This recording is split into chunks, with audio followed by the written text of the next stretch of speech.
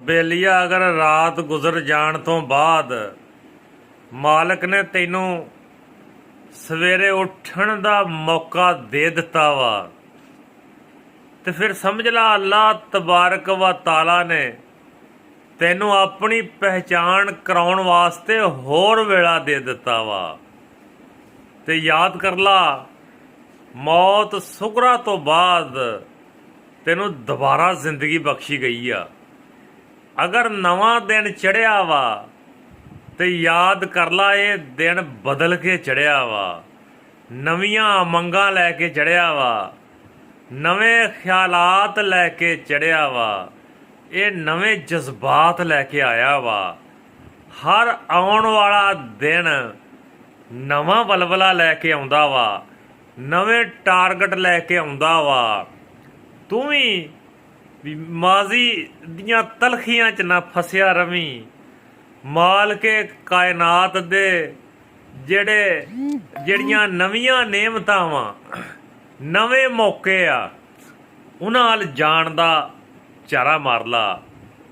ਆਖਿਆ ਗਿਆ ਵਾ ਕਿ ਮੌਮਨ ਦਾ ਆਉਣ ਵਾਲਾ ਦਿਨ ਪਿਛਲੇ ਦਿਨ ਦੀ ਨਿਸਬਤ ਖੂਬਸੂਰਤ ਹੋਏਗਾ ਔਰ ਅੱਲਾ ਦੇ ਕਰੀਬ ਹੋਣ ਵਾਲਾ ਦਿਨ ਹੋਏਗਾ।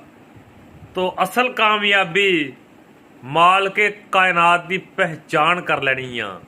ਜਿਨ੍ਹਾਂ ਲੋਕਾਂ ਨੇ ਮਾਲਕ ਨੂੰ ਪਹਿਚਾਣ ਲਿਆ ਉਹਨਾਂ ਨੂੰ ਕਾਮਯਾਬ ਲੋਕ ਕਿਹਾ ਗਿਆ ਵਾ।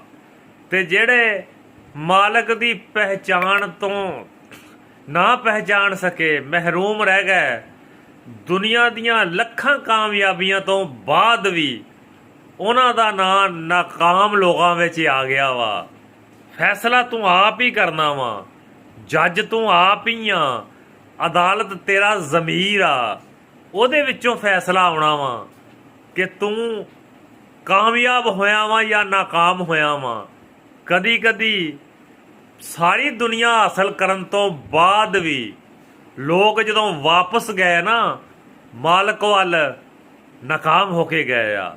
ਕਦੀ ਕਦੀ ਉਹਨਾਂ ਕੋਲ ਦੁਨਿਆਵੀ ਅਸਬਾਬ, ਦੁਨਿਆਵੀ ਸਾਜ਼ੋ ਸਾਮਾਨ ਕੁਝ ਵੀ ਨਹੀਂ ਹੁੰਦਾ, ਲੇਕਿਨ ਜਦੋਂ ਉਹ ਮਾਲਕ ਵੱਲ ਗਏ ਆ ਉਹ ਕਾਮਯਾਬ ਹੋ ਕੇ ਗਏ ਆ। ਹੁਣ ਤੂੰ ਕਾਮਯਾਬ ਆ ਜਾਂ ਤੂੰ ਨਾਕਾਮ ਆ, ਫੈਸਲਾ ਆਪਣੇ ਜ਼ਮੀਰ ਕੋਲੋਂ ਕਰਵਾ ਲਈ। ਅਗਰ ਕਾਮਯਾਬ ਆ ਤਾਂ ਤੈਨੂੰ ਲੱਖ ਸਲਾਮ ਆ, ਅਗਰ ਤੂੰ ਨਾਕਾਮ ਆ ਤੇ ਫਿਰ ਲਮਾ ਫਿਕਰੀਆ ਵਾ।